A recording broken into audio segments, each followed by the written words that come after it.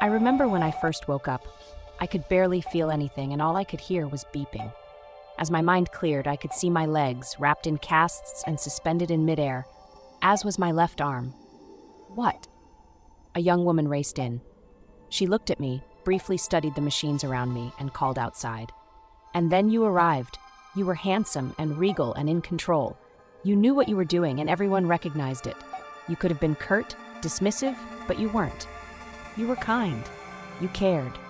I could see it. In the coming weeks, you visited regularly.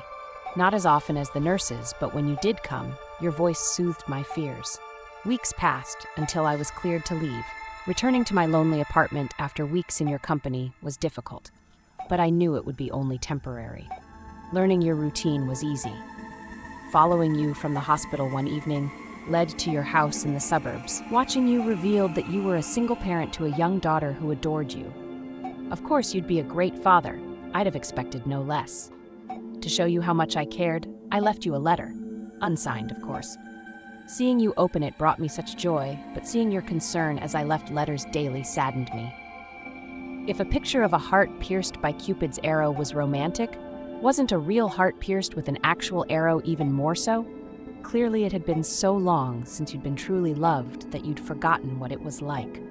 All the more reason we belonged together. I could remind you every day. On the fateful day, I followed you to work, making sure to remain unseen. I couldn't speak with you at the hospital because of all the new people. I don't know why they'd surrounded you, but it just meant I'd have to work harder to prove my love. You spent the day seeing other patients. I ignored the feeling of betrayal. Our time would come. When you returned home that evening, I was waiting for you.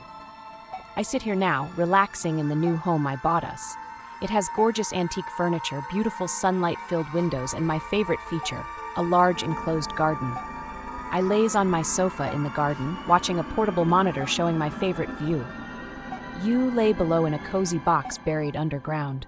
You can't move, and all you can hear is the beeping of the small noise machine I left for you. That and my voice. I hope it soothes you as yours did me. I'll always be here for you. After the way you took care of me, it's the least I can do. And don't worry about your daughter. Did you think I'd hurt or abandon a child? I'm not a monster. Her box is right next to yours.